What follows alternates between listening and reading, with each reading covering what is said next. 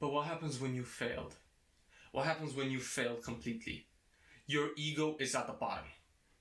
You no longer have an ego. So what do you have the potential to do now? You have the potential to do whatever it is that you want to do.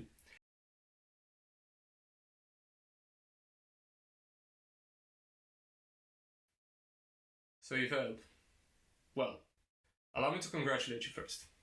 Because most people don't even put themselves in a position to fail. Most of them sit in their corners, in their fences, so tight, to the point where they don't even bother failing, or even having the risk of failure.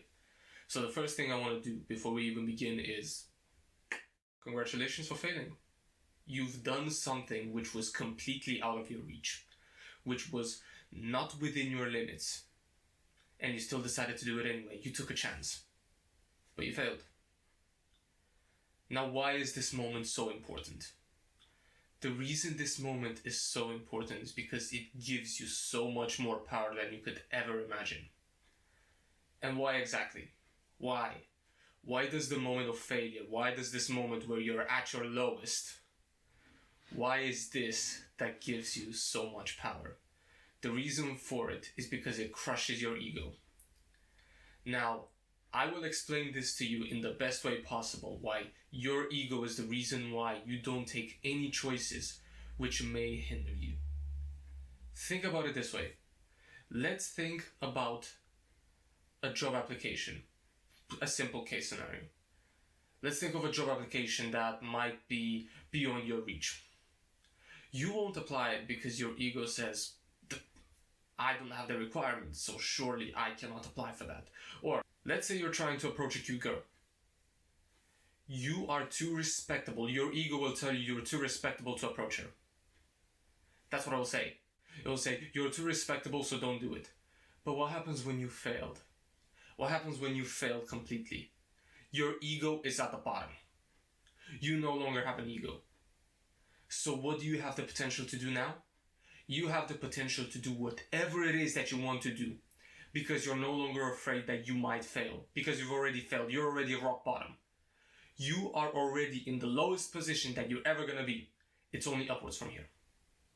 So, the reason why I'm preaching so much on this is because managing to succeed from this position, managing to come back and be at the top once you've been in the lowest position, is one of the best feelings you're ever going to encounter. And I'm going to give you a perfect case scenario from my life. I was an A-level student in the year 2016, and I remember that I failed my AS, which, for people that don't know the English system, you have two high schools. So you have the first year of high school and the second year. The second year is the official exam. The first year is when you do exams, but they don't really count, so it doesn't really matter too much. I did the first AS year, and my grades for it was E for maths, D for physics, C for English. Now, by people's metrics, I've passed. But for my standards, for who I am as a person, that was unacceptable. I could not take the fact that I got those grades. To me, that was a failure. To me, I failed. And there's something so crushing about going to your parents and telling them what you did after being a top student for years on end. And that put me in the lowest position that I've ever been in. I've never failed as much as I failed there. So, why am I talking about this? The reason why I'm talking about this is so that you know what you do after this. What do you do after this failure? What do you do after this moment that seems so crushing that you just want to give up completely? The first thing you do, don't give up. That's the first thing that you do. Because I remember that at the moment that I failed, I was tempted to just call it quits. I was tempted to not pursue further education. I was tempted to just drop it. But I didn't. I decided to not. I decided to keep on going. The first thing that you must do is eliminate every single distraction. All distractions. Your workspace needs to be completely and utterly devoid of distractions. No phone, no laptops. If you even can delete the games on your laptops, if you're working on a laptop, most likely you are. If you can even do that, do it. You have nothing to distract you. From that moment onwards, it's just you and your work. That's all there is to it.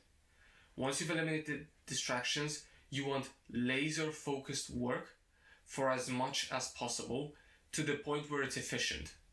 You still need to take breaks. Don't think you're invincible. You're not going to be able to work for 3 hours without stopping. Let's be honest, I know that you're motivated. Where's your motivation? I know that you want to get back to the stage that you used to be, but you're not going to be able to work out for endless hours. Maybe for a large amount of hours, yes, but at a certain point, you are going to be burning out. Don't overestimate yourself. Even if you are much stronger than you used to be, in this position of zero ego and zero self-respect, you are still a human, above all. Okay? So, whilst you should put in the work, whilst you should do extra amount of effort in order to reach back into your old position, you must understand that the work that you need to put in needs to be concentrated and needs to be efficient. The next thing is push yourself to the edge. Now, I know what I just said, that you need to be very careful with how many hours you work for, but that's not what I mean. What I mean is that the tasks that you undertake need to be difficult. So, the reason why I'm saying this is because at this moment, when you have nothing else to lose, when your reputation is no longer what it used to be, you now have the ability to just take crazy tasks, even if they might fail, because guess what? That failure will not be as crushing as before. You will be able to undertake failures because you've already been in the lowest position that you've been. And guess what?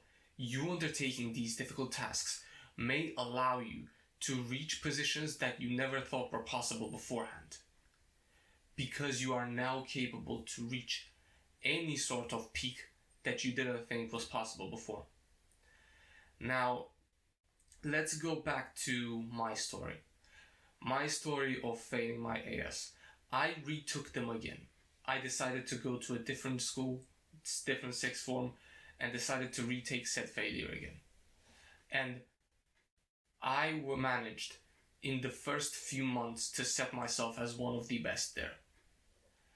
And being able to reach from that position of having nothing, being by all metrics dumb as fuck, by all the metrics being stupid and not having any sort of redeemable qualities, everybody knew you as the dumb one, and then you're able to reach yourself back to the pinnacle right from the lowest point.